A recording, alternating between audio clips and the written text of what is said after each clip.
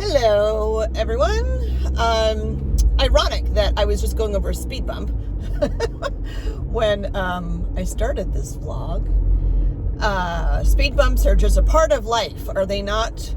I've had enough speed bumps, and and there will be more. Like, hold on, wait for it. Ready? That was another speed bump, which I slowed down to go over. These are all like things that are very representative of life. I had an appointment this morning with the oncology psychologist and got some little tidbits of stuff. Wait for it, another speed bump. And beyond that speed bump, because it is October, it is Pinktober, Happy Breast Cancer Awareness Month.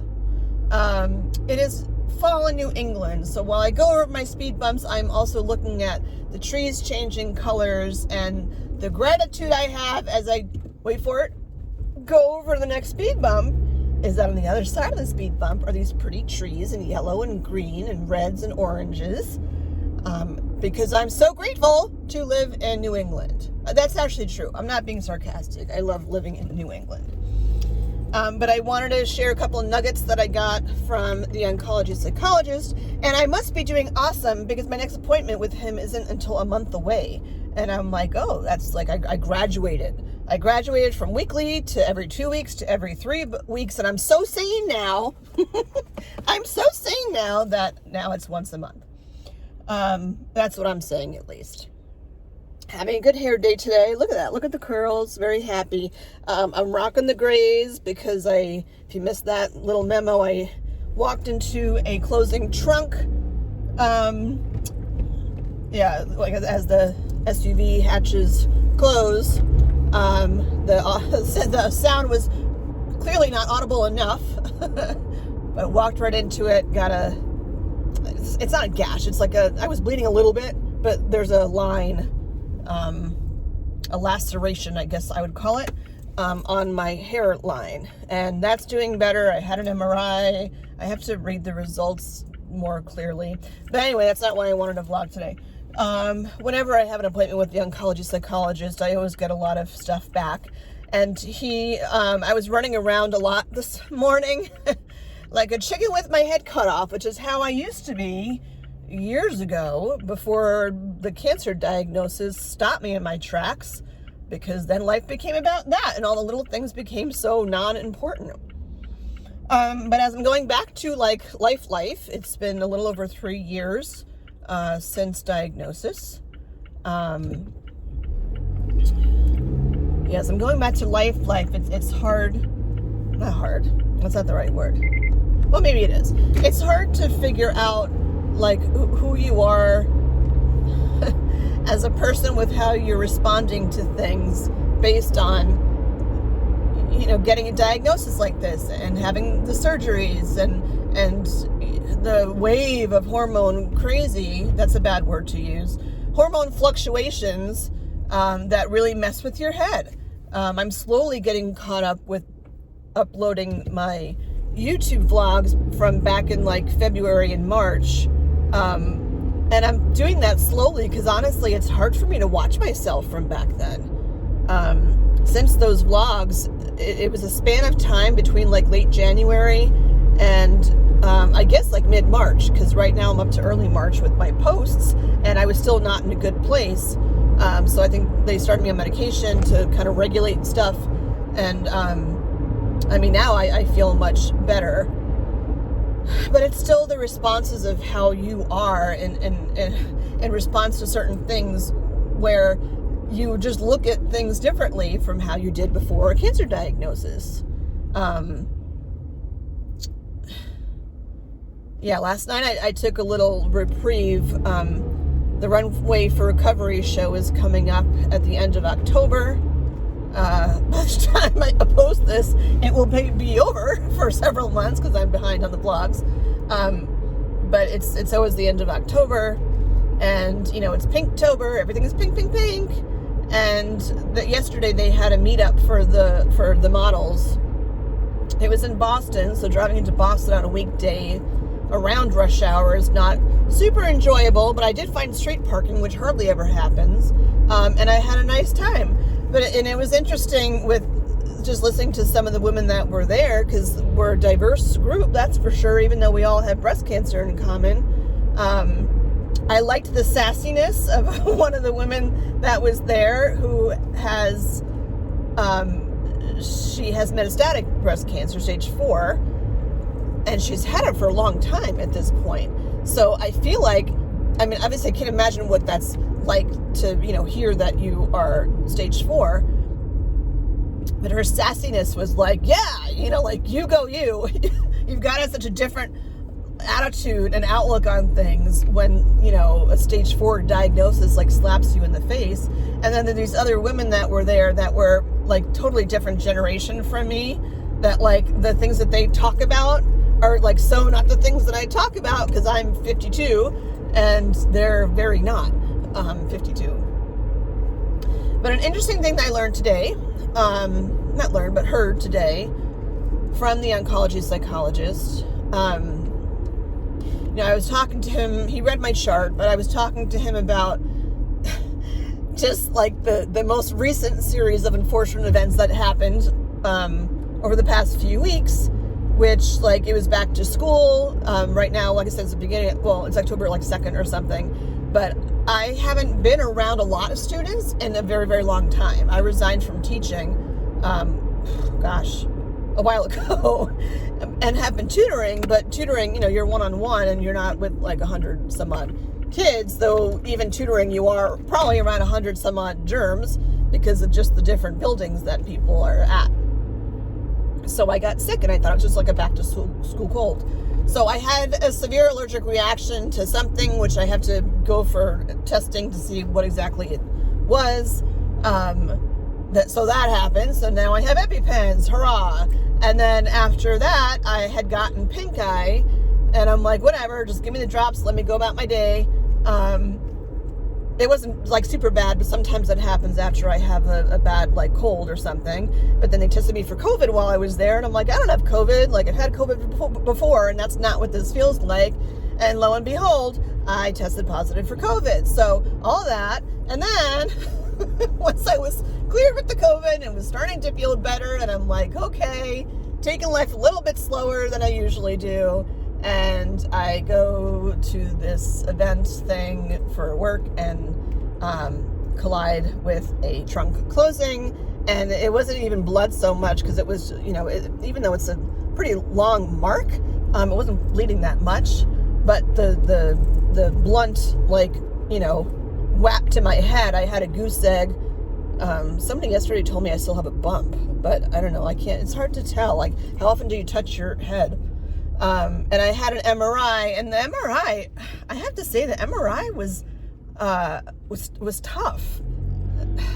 I feel like when you have a breast MRI, hello, there we go.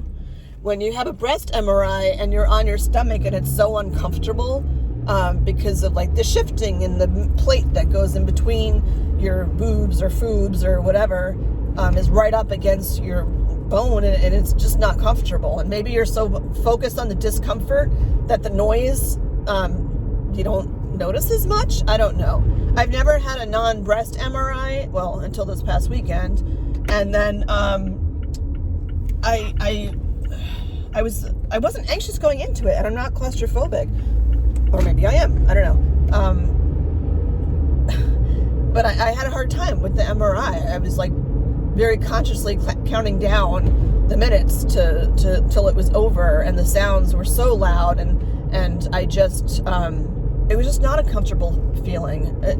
Not that they're supposed to be, but anyway, it was just a lot in a relatively short period of time. Like, this was by September, and I just feel like literally walking into the trunk and not seeing it. It's like you're being sucker punched.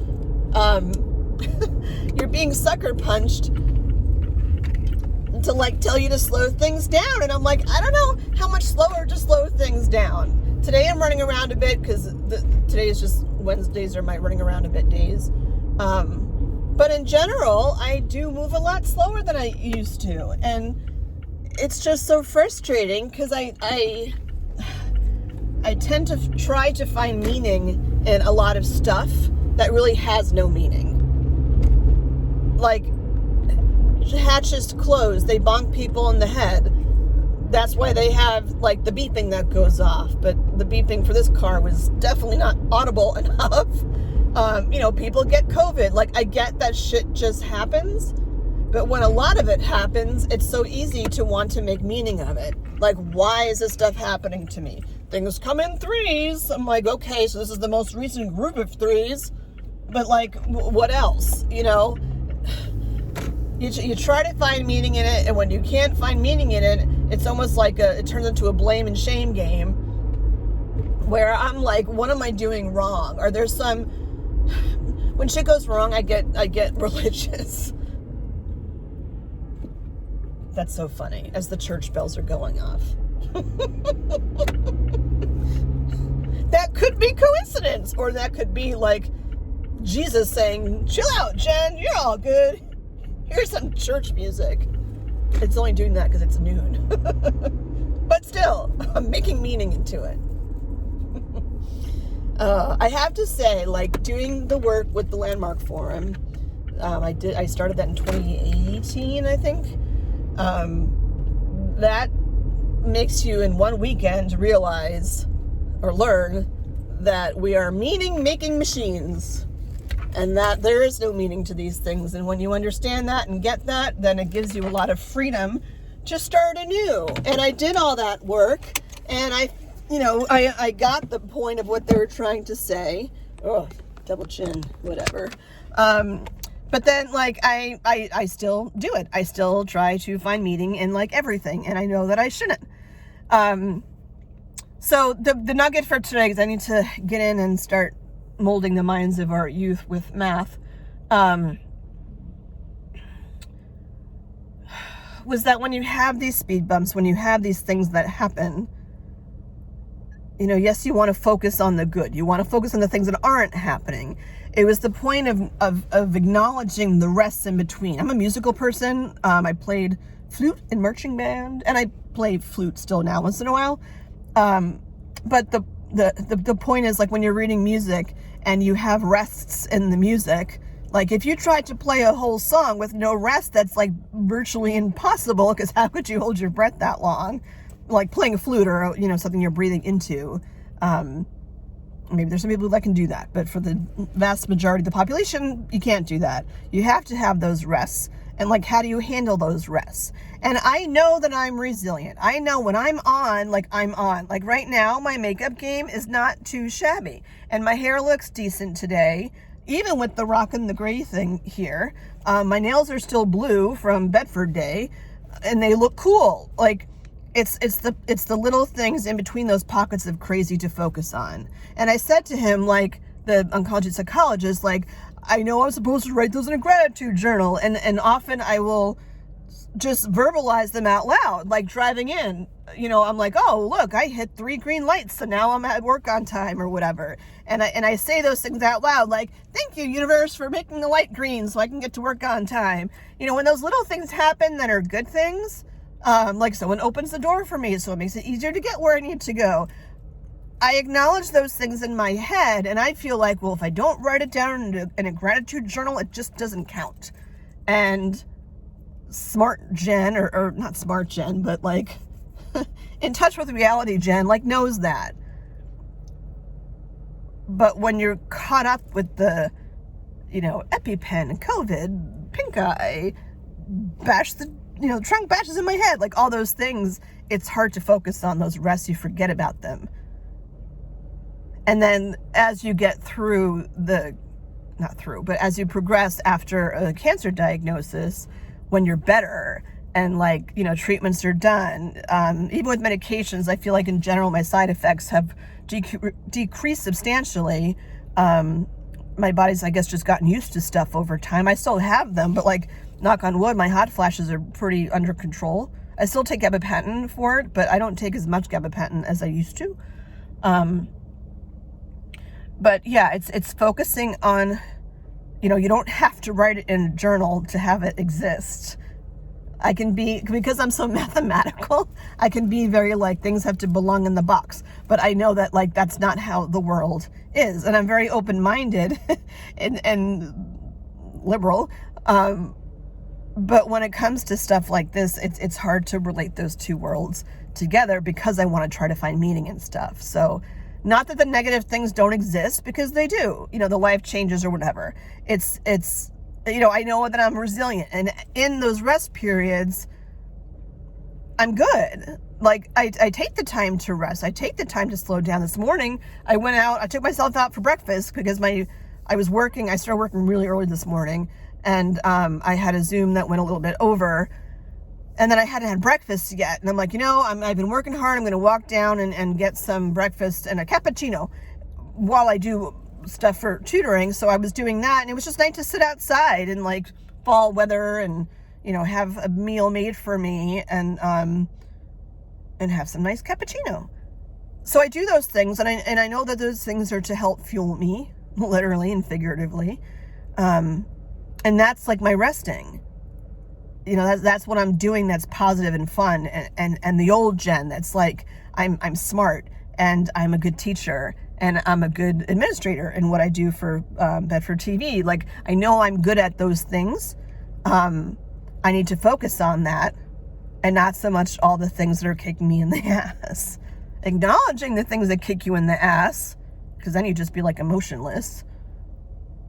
But also putting just as much acknowledgement as to the things that aren't kicking you in the ass. Which, as much as like, I did all the work with the Landmark Forum, and I did seminars with them and other classes, and they're very confronting, especially the more advanced classes. They're very confronting, but let me tell you, they get results in a pretty quick period of time. You really get to see the true you, and sometimes that's hard to see. That would be a whole other vlog, or I just say like do the forum, because it certainly is life changing. I really should go back and do another like seminar or something to get back in that frame of mind, because back in 2019 I was like, the world is my oyster, and I won best profile talk show in the Northeast. I beat out a show in New York. I was so excited with myself. And then I stopped doing my shows. Like, totally lost motivation to talk to anybody or be inspired by anybody. And I'm slowly coming out of that. I was talking to someone recently after my mother passed away who is a death doula. And the things that she had to say were very, it really like flipped a switch in my head about thinking about death and dying, and especially when it's your parent. And I'm like, she'd be a cool person to interview for my show, because I didn't even know that a death doula was like a thing. So I wrote a post-it, neighbors to know, with her name on it. And I haven't done anything with it yet, because it's October 1st or 2nd or whatever it is, and like school is just starting, and I need to get a little settled before I go into that world, if I'm going to go back into that world. So it's the rests that I have to focus on, and that's what I wanted to relate to you today. That yes, you have all the music that's all lovely, and sometimes a little bit crazy. If you have staccatos in there, it's like that's kind of what my head has been feeling like after the concussion. It's getting better though. But it's in those rests in between all the crazy staccato notes that that you have to focus to. And you don't have to be so black and white that like, I have to do yoga, I have to do Tai Chi. Those things are awesome, but like, don't beat yourself up because it's going to look like for you whatever it looks like for you. You just had to find those rests and acknowledge in those rests like who you are. You're running around like a chicken with your head cut off. Are you doing that 24/7? Are you knowing to get enough sleep? Because in that sleep is literally, your rest and your time to regroup. So I'm going to hop in because I got to do more math and regular work too. But yeah, hold on to that nugget that like, as much as things are crazy, remember who you are in those rests. That's when you're taking care of yourself. That's when you're being the you that you want to be, and what other people see you as the positive attributes, the calm attributes, the self-compassionate attributes, all of those things about yourself. You are not just this combination of like circumstances that happen to you. They happen, they're life altering, and there's rests in there where you get to decide what you're going to do inside of that to be self-compassionate, to be loving, to be who you are underneath all of it. Even if you're trying to figure that out as you're going, taking the time to try to figure it out is important. All right, a leaf just casually fell on my on my windshield. All right, everyone, love yourself. I feel like Julie Chen from Big Brother. Love yourself. That's her like catchphrase. But yeah, just focus on those rests and who you are in those rests, and crazy will happen, you know, the drama will happen. Who are you when the drama's not happening? You know, let's get the energy onto that end. So me and my great hair, it looks really good in the lighting here too. It's actually really dark. So me and my good hair, I'm going to be positive now, my good hair and my good eyeshadow, and I did lose a couple of pounds, but again, not so much here. But I'm happy with, not happy. I'm not aboard by my body right now. So I'm going to take those as wins, and I'm good at math. And I know I'm good at teaching. Yeah. Okay. That's all I got. Till next time. Bye.